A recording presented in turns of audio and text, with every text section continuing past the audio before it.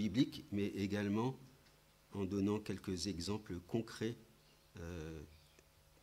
que la parole de Dieu nous donne. Alors, je vous propose une première lecture dans un premier temps comme texte de base dans les psaumes. Voilà, on y retourne. Dans les psaumes au chapitre 34. Psaume, chapitre 34.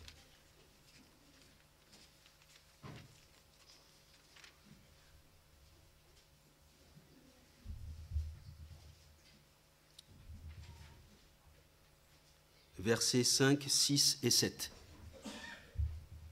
Psaume 34, versets 5, 6 et 7. J'ai cherché l'Éternel et il m'a répondu. Il m'a délivré de toutes mes frayeurs. Quand on tourne vers lui les regards, on est rayonnant de joie et le visage ne se couvre pas de honte. Quand un malheureux crie, l'Éternel entend et il le sauve de toutes ses détresses. Et puis un autre passage dans Proverbes, cette fois-ci c'est le livre qui suit, Proverbes chapitre 15, et nous ne lirons qu'un seul verset. Proverbes chapitre 15, et je vous propose la lecture du verset 13. Proverbe 15, 13. Un cœur joyeux rend le visage serein, mais quand le cœur est triste, l'esprit est abattu. Voilà, deux passages qui nous révèlent en fait des vérités, je dirais, une vérité principale. N'est-ce pas vrai? N'est-ce pas? La dernière fois, si nous étions à l'écoute du Seigneur, on a entendu cette recommandation de sa part, qui nous venait également du livre des Proverbes au chapitre 4, et qui disait « Garde ton cœur plus que toute autre chose, car de lui viennent les sources de la vie. »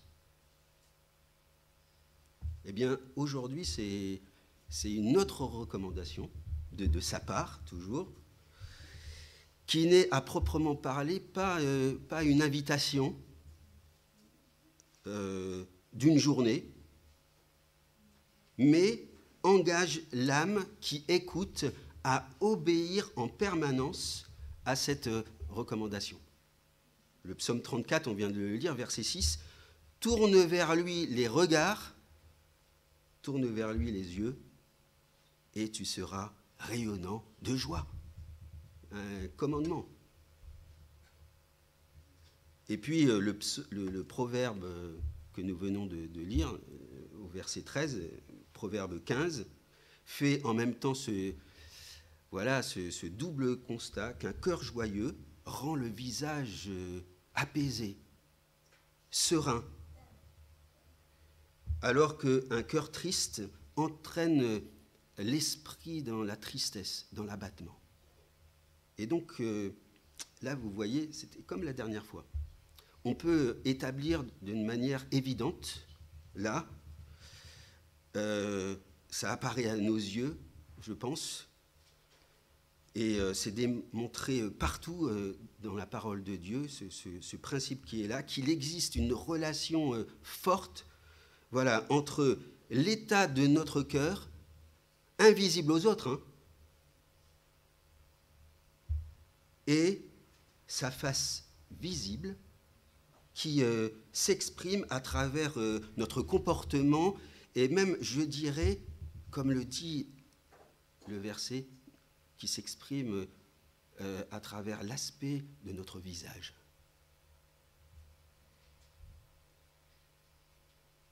Oh, toi, aujourd'hui, je vois que tu ne vas pas bien. Ça se voit. Ce qu'il y a dans le cœur, s'il est joyeux, eh bien, ça va se refléter sur notre visage. S'il est triste, abattu, découragé, ça va aussi se voir. Chez beaucoup de gens, parfois on arrive à le cacher, mais Dieu, lui, c'est toute chose.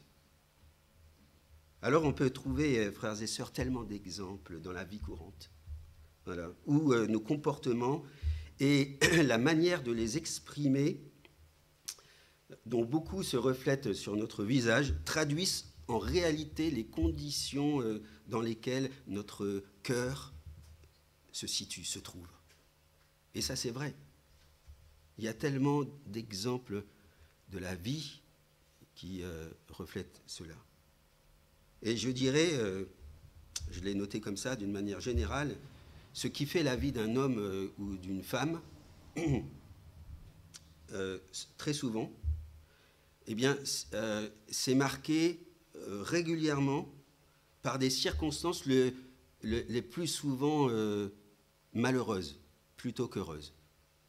Il y a plus de circonstances dans la vie qui sont malheureuses qu'heureuses. Faites les comptes. Ben oui, c'est la vie. La maladie peut frapper tout un chacun à tout moment dans la vie. Que ce soit soi-même ou que ce soit l'un des proches qui nous est cher. Et cette situation a de tout temps existé. Et finalement, on ne peut qu'entraîner, d'une certaine manière, le cœur dans la tristesse et l'angoisse.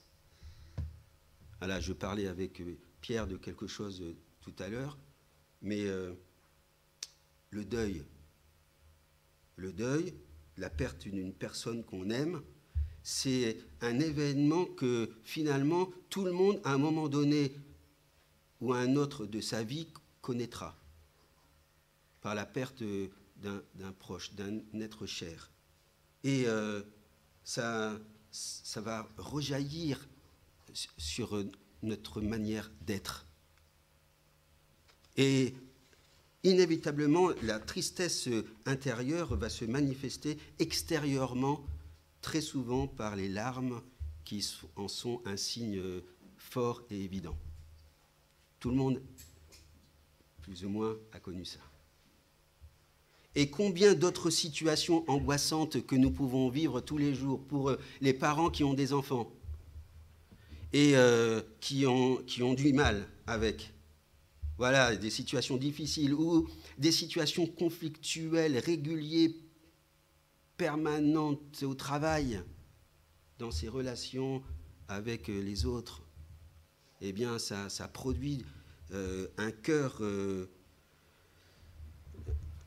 attristé, découragé, affligé, et qui va rejaillir dans notre manière d'être extérieurement. Mais peut-être, j'ai pensé à ça, la circonstance à laquelle on pense le moins, et qui pourtant, mais sans parole, sans rien dire, va traduire la réalité du monde de souffrance dans lequel on vit. Eh bien, c'est par l'exemple que nous donne le nouveau-né, qui fait la joie de ses parents lorsqu'il sort du ventre de la maman. Eh bien, la première chose qu'il fait, si tout est normal, il pleure, il crie.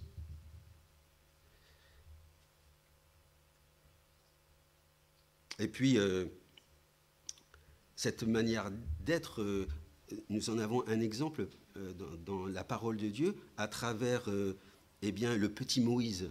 Peut-être vous vous souvenez de cette histoire. Eh bien, le petit Moïse a été accueilli par la fille de Pharaon. Et le texte nous dit, dans Exode chapitre 2, que c'était un petit garçon qui pleurait. Il y a une quantité d'exemples que l'on pourrait donner, et même dans la parole de Dieu, qui sont, en raison des conséquences du péché, marqués très souvent par la tristesse, l'inquiétude, les larmes, à cause des circonstances douloureuses qui frappent à un moment donné ou à un autre.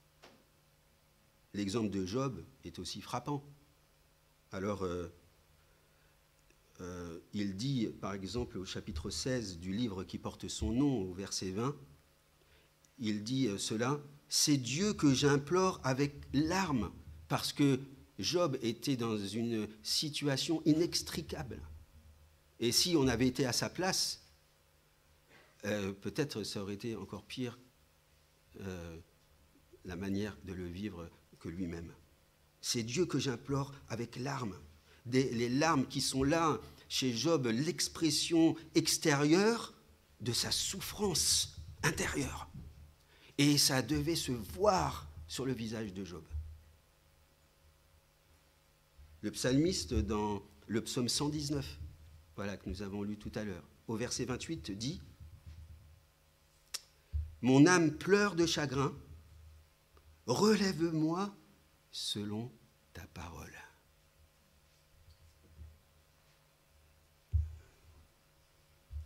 Et les circonstances défavorables sont certainement les motifs les plus fréquents pour lesquels nous pouvons exprimer notre tristesse. Mais maintenant, il y a d'autres motifs de tristesse. Alors on a parlé jusque-là des circonstances extérieures qui peuvent frapper, ou ce qui peut nous toucher directement. Mais il y a d'autres motifs de tristesse, celles-là qui sont vraiment absolument nécessaires pour que l'homme prenne conscience de ce qu'il est devant Dieu, son Créateur, son Seigneur, et aussi son Sauveur. Il y a des circonstances de tristesse qu'il est nécessaire pour l'homme de traverser pour en être conscient.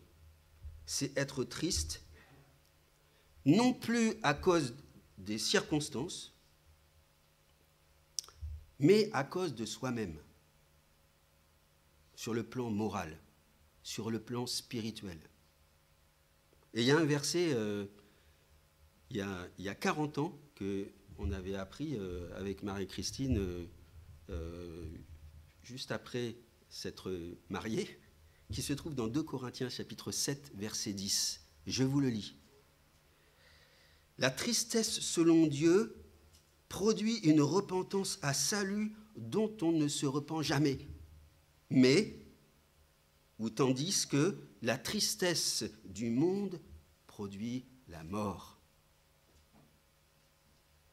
Être triste de soi-même, en pleurer, pourquoi pas,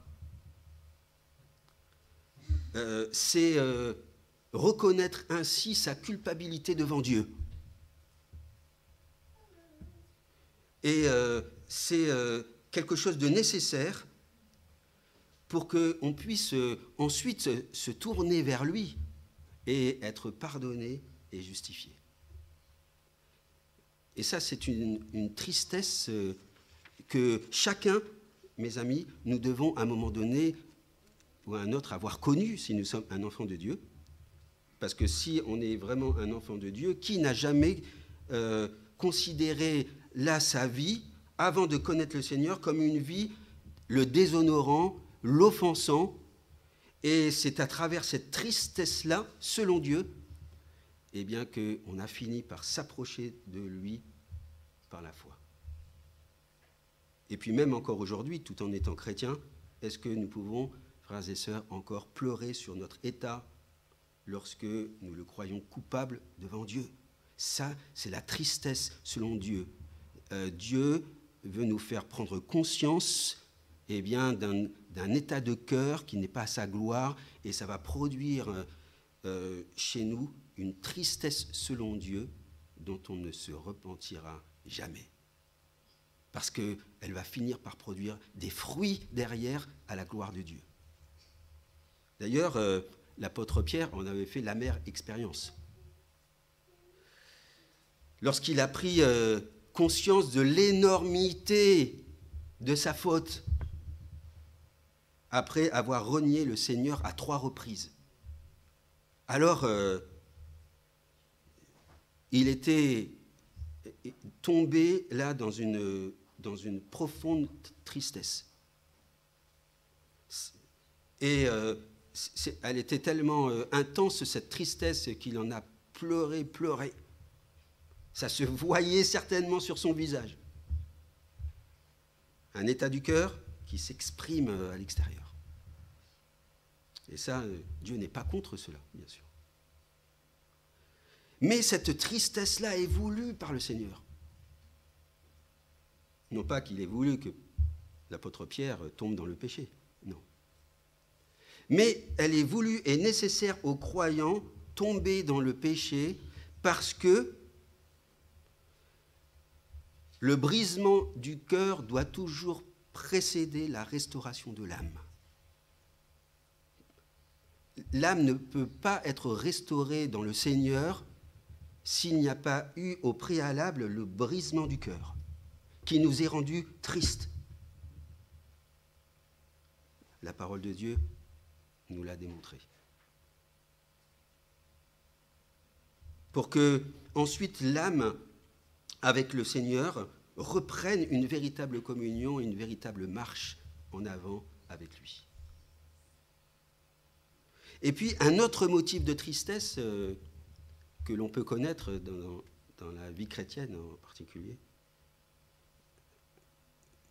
c'est celui qui est lié à des situations ou des circonstances extérieures à soi-même, mais dont on a connaissance et qui déshonorent le nom de Dieu. Et là, ça va produire également de la tristesse dans le cœur du croyant. Rappelez-vous peut-être l'exemple de Néhémie. Eh bien, c'est ce qu'il a connu, c'est ce qu'il a vécu. Néhémie, eh bien, il avait montré au roi un visage triste, affligé, parce qu'il était profondément affecté par l'état de la ville de Jérusalem, un état qu'on lui avait décrit, et il était conscient à ce moment-là que la maison de Dieu était en péril. Et alors, devant le roi, il exprime sa tristesse. Une tristesse extérieure à son propre état, parce qu'il voyait l'état de son peuple qui n'était pas bon. Et combien de fois l'apôtre Paul a-t-il pleuré, pas à cause de lui-même, mais à cause des autres. Prenez avec moi 2 Corinthiens chapitre 12 pour lire ce passage. 2 Corinthiens chapitre 12. Et nous lirons les versets 20 et 21. 2 Corinthiens chapitre 12.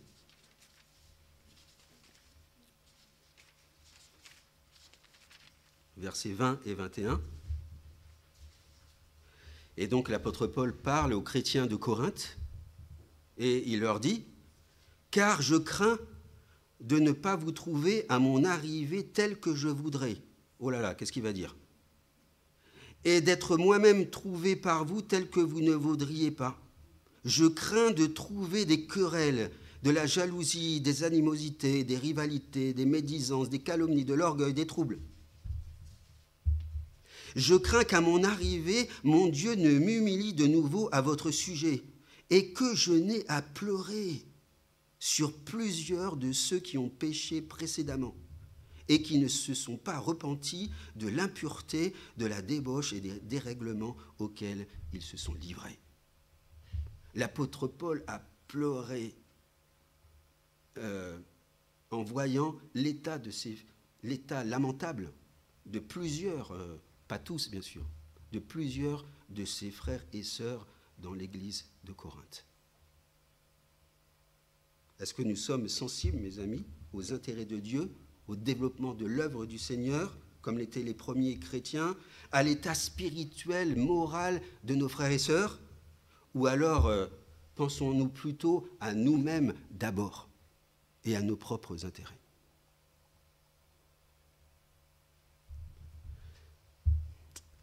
J'aimerais maintenant prendre quelques exemples d'hommes et de femmes dont la vie a été transformée et dont la réalité de cette transformation, de cette métamorphose opérée par le Seigneur se lisait sur le visage de ces personnes. Elles étaient tristes avant et Dieu a opéré une telle transformation que le résultat, mes amis, nous dépasse. Ce principe de lien fort, de cause à effet, demeure donc, comme on l'a dit, à ceci près qu'il s'agit maintenant de l'état d'un cœur qui est visité par le Seigneur, et donc qui va avoir un résultat tout à fait différent de celui d'une personne qui est attristée par soi-même, par les autres ou par des circonstances qui le touchent. Et de plus, pour chaque exemple, il y en aura 3 que j'aimerais prendre, eh bien, nous pourrons tirer un principe à chaque fois absolu et permanent pour nous aider à saisir la pensée de Dieu qui est derrière et le bien qu'il veut nous faire à travers sa parole. 3 principes bibliques forts à travers 3 exemples, et j'aimerais commencer par galanterie, par la situation de Anne, la mère de Samuel. Alors, on connaît peut-être l'histoire. Qui connaît l'histoire de Anne, la mère de Samuel? Voilà. Alors, tout le monde ne lève pas la main, mais je lis sur les visages que certains connaissent l'histoire. Eh bien, on la trouve dans le premier chapitre de 1 Samuel. Voilà. Prenez le temps à la maison de relire ce passage. On ne va pas le relire, mais on va rapidement le résumer. Anne était stérile.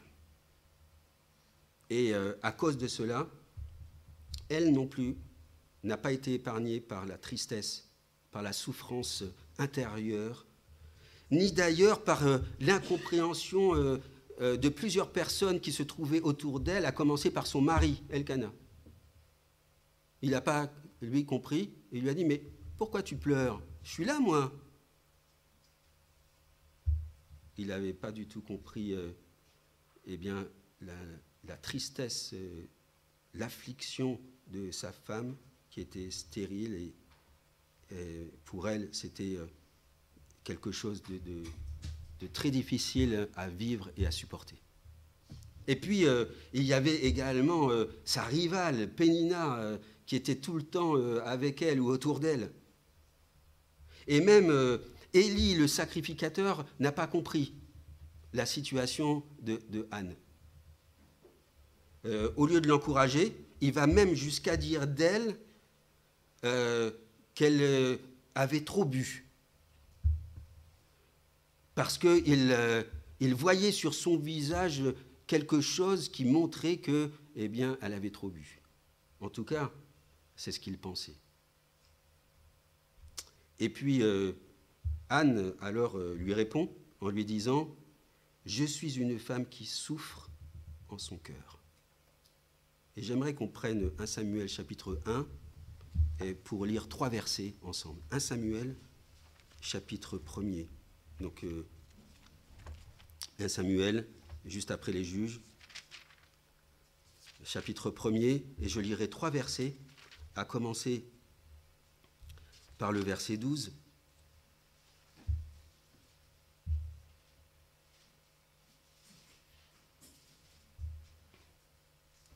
Donc 1 Samuel 1, verset 12, en parlant de Anne, « Comme elle restait longtemps en prière devant l'Éternel, Élie observa sa bouche. » Anne parlait dans son cœur et ne faisait que remuer les lèvres, mais on n'entendait point sa voix. Élie pensa qu'elle était ivre.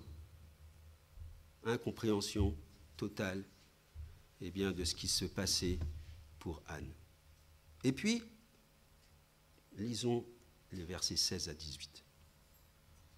« Ne prends pas ta servante pour une femme pervertie, car c'est l'excès de ma douleur et de mon chagrin qui m'a fait parler jusqu'à présent. » Élie reprit la parole et dit, « Va en paix, et que le Dieu d'Israël exauce la prière que tu lui as adressée. » Elle dit, « Que ta servante trouve grâce à tes yeux. » Et cette femme s'en alla, elle mangea, et son visage ne fut plus le même. Voyez la transformation qui est opérée par le Seigneur. Quelque chose qui est résumé dans ce passage en quelques mots, Mais ça a dû prendre un certain temps parce que Anne s'était mise dans la prière à implorer Dieu. On voit que la transformation visible de cette femme s'est opérée par le Seigneur lui-même. Elle expose d'abord son chagrin, sa souffrance, qui se lisait sur son visage, à tel point que Élie pensait qu'elle avait bu et qu'elle était saoule. Mais voilà, après avoir déposé son fardeau aux pieds du Seigneur, on ne sait pas combien de temps, elle a prié, un certain temps, on va dire. Il nous est dit au verset 18 qu'elle s'en alla, mangea, parce qu'elle ne mangeait plus à cause de ce qui l'affligeait, et son visage ne fut plus le même. Voilà ce que Dieu avait opéré dans le cœur d'Anne.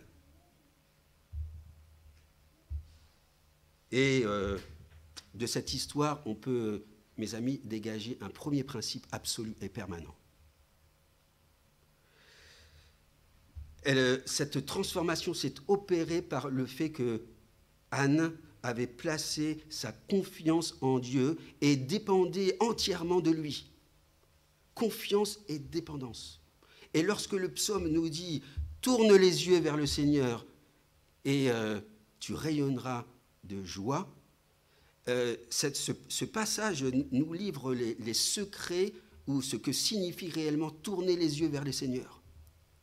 C'est la confiance et la dépendance en lui, à l'exemple de Anne. Et le résultat est là. Et tu rayonneras de joie. Tourne les yeux vers le Seigneur et tu rayonneras de joie. D'ailleurs, il ne faut pas qu'on s'y trompe. C'est le cœur de Anne qui a été apaisé. C'est son être entier qui a été apaisé en se tournant vers Dieu. Au point que l'aspect de son visage a été transformé extérieurement, et ça s'est vu. Et la parole de Dieu donc en témoigne. Et peut-être d'ailleurs l'apôtre Paul lui-même a pensé à cette histoire. Vous savez à quel moment ? Lorsque, aux chrétiens de Philippe, il leur donne cette promesse. Il va leur dire, dans Philippiens, « Ne vous inquiétez de rien », parce que Anne s'inquiétait. « Ne vous inquiétez de rien, mais en toute chose, faites connaître vos besoins à Dieu par des prières et des supplications avec des actions de grâce. » C'est ce qu'a fait Anne. Et la promesse tombe. Et la paix de Dieu gardera vos cœurs et vos pensées en Jésus-Christ. Le cœur de Anne a été transformé au point que cela s'est vu à l'extérieur. Un deuxième exemple de transformation, et j'aimerais qu'on prenne le cas de Moïse maintenant, dans Exode chapitre 34. Regardons cela ensemble. Exode chapitre 34, un exemple frappant.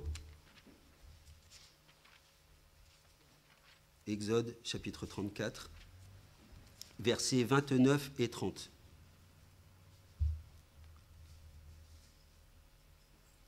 Exode 34, versets 29 et 30.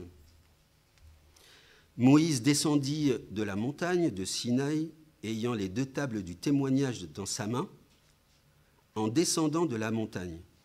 Et il ne savait pas que la peau de son visage rayonnait, parce qu'il avait parlé avec l'Éternel. Aaron et tous les enfants d'Israël regardèrent Moïse, et voici la peau de son visage rayonnait. Et ils craignaient de s'approcher de lui. Et puis on saute au verset 35. Les enfants d'Israël regardaient le visage de Moïse, et voyant que la peau de son visage rayonnait. Et voyaient que la peau de son visage rayonnait. Et Moïse remettait le voile sur son visage jusqu'à ce qu'il entre pour parler avec l'Éternel. Voilà une autre situation où lorsque on tourne les yeux vers le Seigneur, alors on est rayonnant de joie. Alors ce qui est étonnant dans cette histoire, c'est que son visage rayonne, mais il ne le sait pas lui-même. Verset 29. Il s'en était lui-même pas aperçu. Ce sont les autres qui lui ont dit et qui l'ont vu. Souvent, c'est ça. Ça se passe comme ça. On ne se regarde pas toujours dans une glace. Il faudrait lire en entier le chapitre 33 et 34 pour, et je vous encourage aussi à le faire, pour s'apercevoir que Moïse était une personne qui parlait avec Dieu face à face. Il était en lien, en relation, en communion avec Dieu quasi constamment. Et le texte nous dit, au chapitre 33, je crois, qu'il parlait avec Dieu en face à face. Et probablement, les promesses qu'il lui a faites au chapitre 34, versets 6 et 7, dans l'intimité de sa présence, lorsqu'il se présente, le Seigneur, comme un Dieu, il se présente à Moïse comme un Dieu de miséricorde, de bonté, de pardon, de fidélité, eh bien, il lui communique ensuite ses pensées, sa volonté pour le peuple. Ça avait produit à l'intérieur de Moïse un cœur nouveau, si je peux dire, qui rayonnait sur son visage, nous dit le texte. La preuve réelle, preuve tangible que Dieu l'avait visité et parlé à son cœur. Ça vient du cœur d'abord, et l'extérieur ensuite peut s'exprimer. Voilà le deuxième principe absolu et permanent. La parole de Dieu. La parole de Dieu, lorsqu'elle est reçue comme telle, parce que Dieu parlait à Moïse face à face, lorsque la parole de Dieu est reçue comme telle par le croyant, alors il va rayonner de joie. Voilà la promesse du Seigneur. Tourne vers lui les regards et tu rayonneras de joie. On comprend mieux ce que veut dire tourner les regards à ce moment-là par ce deuxième exemple. Et puis un troisième exemple, voilà, et dernier exemple que j'aimerais prendre, tiré cette fois-ci du Nouveau Testament. Je me suis dit, on ne va pas tout prendre dans l'Ancien. C'est le cas du diacre Étienne, dont la prédication extraordinaire nous est relatée dans le livre des Actes, chapitre 7. Et il était devant le Sanhédrin, devant ce tribunal des Juifs, parce qu'il avait été accusé par des faux témoins.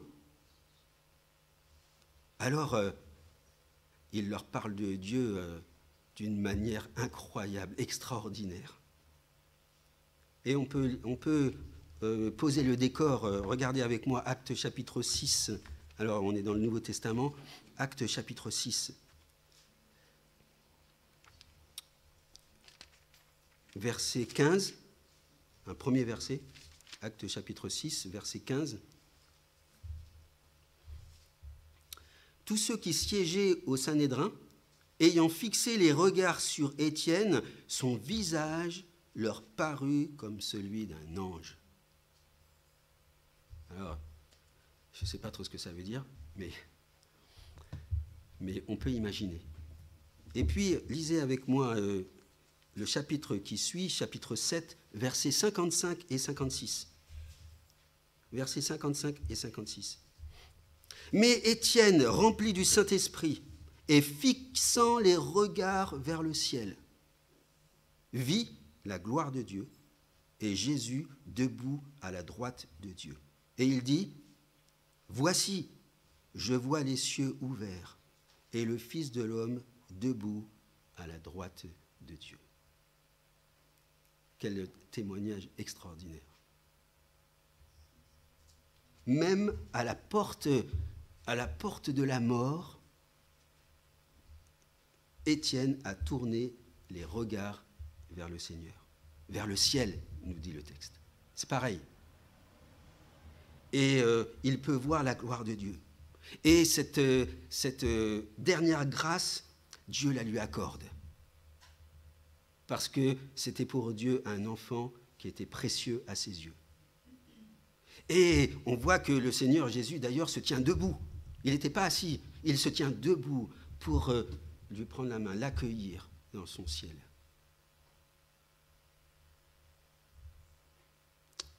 Voilà ce troisième principe absolu et permanent. La contemplation, l'adoration, d'être dans l'intimité et la communion du Seigneur dans la paix du cœur. Voilà ce qui avait produit, quelque chose qui est décrit comme un visage d'ange. Il était dans la paix, dans la joie du Seigneur, malgré le fait qu'il allait traverser la porte de la mort. Donc, frères et sœurs, c'est indéniable de dire et même d'affirmer que ici-bas, la vie nous conduira et conduira encore les hommes dans beaucoup de tristesse encore. De la souffrance physique, morale, et par conséquent produira inéluctablement des comportements extérieurs, des visages attristés. C'est le lot de tout homme, c'est le nôtre aussi. Car que nous soyons un enfant de Dieu ou pas, nous sommes tous placés, mes amis, sous les conséquences du péché. Encore. Ça ne sera pas tout le temps comme ça. Mais le Seigneur nous demande de patienter.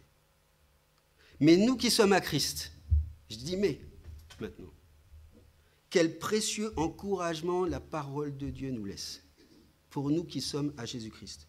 À travers ces témoins qu'il a suscités lui-même et qui résument ce qu'est finalement la vie chrétienne victorieuse et qui tient en 3 points. Ces 3 absolus permanents qui sont 3 recommandations. La confiance et la dépendance. Premièrement, envers Dieu. Exprimé, réalisé dans la prière. Et alors, c'est ça, tourner vers Dieu ses regards et on sera rayonnant de joie. 1, la confiance et la dépendance, à l'exemple de Anne.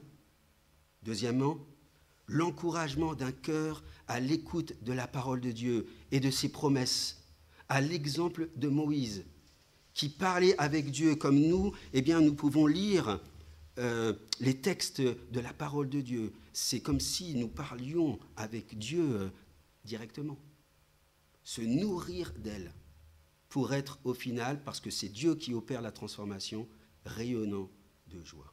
Et puis, troisièmement, l'adoration, la communion, l'intimité avec le Seigneur dans la paix du cœur produira également ce résultat d'un cœur joyeux. Oui, tourne vers lui les regards et tu seras rayonnant de joie. Oui, un cœur joyeux rend le visage serein, en paix. Est-ce que vous n'avez pas envie d'expérimenter cela par la foi? Donc la question, je la pose, dans quel état est notre cœur ce matin? Est-ce qu'il est triste? Est-ce qu'il est affligé? Ou est-ce qu'au contraire, nourri de la parole de Dieu, quelles que soient les circonstances qui nous touchent de près ou de loin, nous sommes en paix, éclairés par sa parole, pleinement confiants que le Seigneur est avec moi et en moi. Et donc mon cœur est en paix, et à ce moment-là, le résultat extérieur se fait voir également dans nos comportements et même sur notre visage.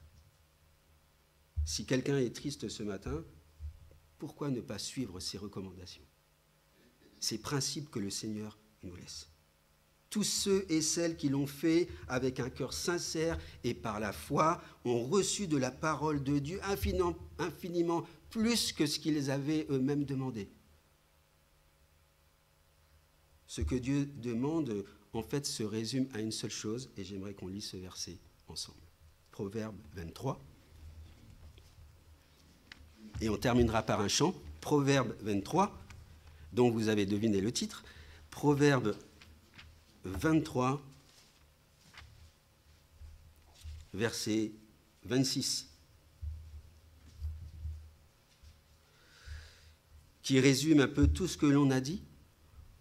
Mon fils, donne-moi ton cœur, et que tes yeux se plaisent dans mes voies. Voilà, ça résume tout. C'est notre devoir, notre responsabilité de tourner les yeux vers les Seigneurs. Et le texte, dans sa traduction littérale, dit, en réalité, ils ont tourné les yeux vers l'Éternel. Ça, c'est la responsabilité de chacun. Et ils ont été éclairés. Ça veut dire que c'est la voie passive. C'est-à-dire que c'est Dieu qui a agi pour les éclairer et leur donner la paix dans le cœur, si bien qu'ils pouvaient rayonner de joie. Et la parole de Dieu est claire. Elle est là pour nous enseigner et nous faire du bien. Et donc, cette invitation est non seulement pour chacun de nous, à qui le Seigneur a donné sa vie, mais également pour quiconque ne l'a encore jamais fait. Eh bien, je redis ce que ce texte exprime. Ouvre-lui ton cœur maintenant, si ça n'a jamais été fait. Voilà, que le Seigneur nous bénisse tous à travers sa parole.